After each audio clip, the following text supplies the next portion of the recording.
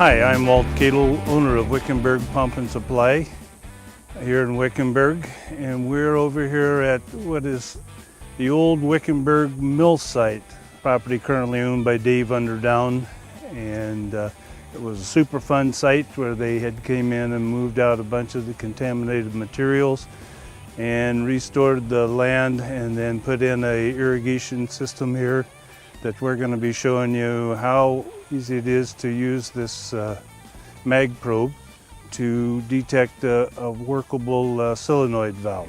So here we have 7 irrigation valves, all controlled by a little solenoid here that opens and closes the valves in conjunction with this timer up here. You set up your zones. So what I found to be really handy with this Mag-Probe is that instead of getting your amp probe out there, you can simply attach this probe to the top of this, and if that valve is activated, this little light is going to light up, and we'll go through that demonstration in just a moment when we turn these on. So what I'm going to do is set this up manually so that we can engage this Mag-Probe. We'll set this up for 10 minutes runtime, and I'm going to push start. And so right now we're showing no power to the solenoid valve. So now we've got this solenoid valve engaged. Water's running through the sprinkler, and you simply hold that to the solenoid, and you can see it illuminates the light at the end of the probe and lets us know that one's in operation. So when you have a series of valves, or even one valve, it's just so much easier than pulling out your electric probes and trying to find a wire connection to get into. And I've been using these for probably the last 10 years, and I supply my customers with them as a courtesy to help them troubleshoot their problems. And I just find it a very handy, inexpensive device that all irrigation companies could benefit from this simple little device. So typically what you would have to use is an amp probe or a voltage meter, and then you got to get into these little tight wire fittings and try to get your probes in there. Most of them have waterproofing grease and things of that nature in there, and so it's not always very easy to access those wire connections. This probe makes it very simple in that you can simply hold it right to the solenoid valve, and then as it comes into play, it opens right up. It tells you that it's operable or not, and very simple. So typically if the light does not come on, that's an indicator that if we know that we have got good voltage and current going from the controller, that we have a bad solenoid. And that's a simple little replacement. They're typically 24 volts or 115 volts, most likely 24 volts. If we've got voltage there, then we can go to the valve, and again, it simply gives you a quick answer as to whether that's operable or not. So what happens here is if we confirm that we've got voltage coming from our controller going over to the valve, then we have to assume either we got a bad wire connection, so next you'll check that. But most likely it's typically always going to be a bad solenoid coil that this probe helps indicate the problem. These valves are mechanically sound.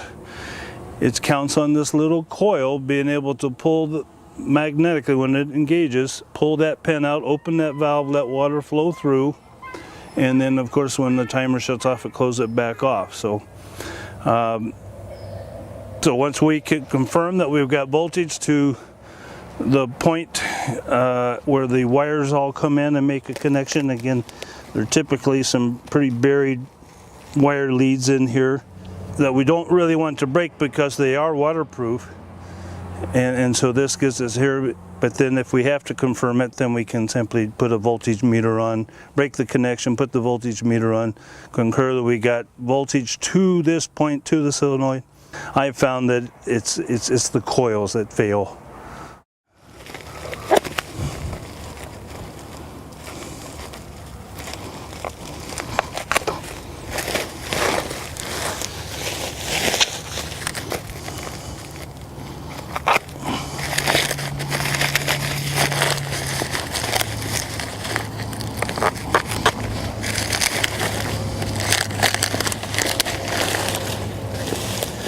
So in this particular wiring situation, this goes inside this LB, and we'd have to take this LB apart.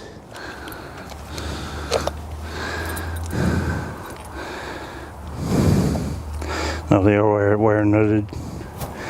So here's an example of the wire nuts. And again, you have to get access to these. Many of these valve boxes and things are in a valve box in the ground. But you can see trying to get a probe inside of here and into there is a little tight. But in the event that the solenoid did not illuminate when we know it should be engaged, we would have to break these loose at that point just to verify we had voltage to this point. And then once we verified voltage was to this point, then we would again go back and assume that it is the solenoid valve.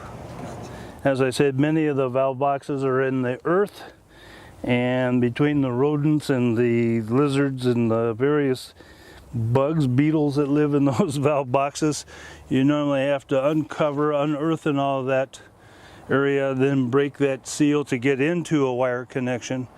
Again, making it much easier to simply take the mag probe and sticking it onto the solenoid to determine whether it's engaged or not. I just want this to blow on you. So this makes it easy because it's hard to hide this magnetic field. So let's see, I put my rubber boot on here. And I'm glad you told me this because I didn't really quite realize that. Okay. I'm afraid I don't want this to blow off again. Okay, here we go.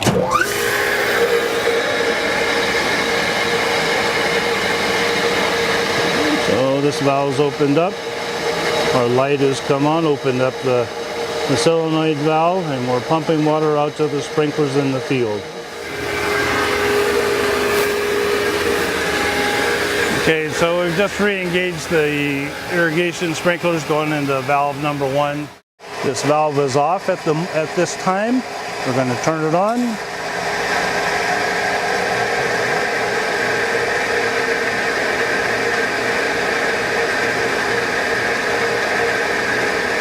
And we'll do our next valve. Again, this valve is turned off at this point in time.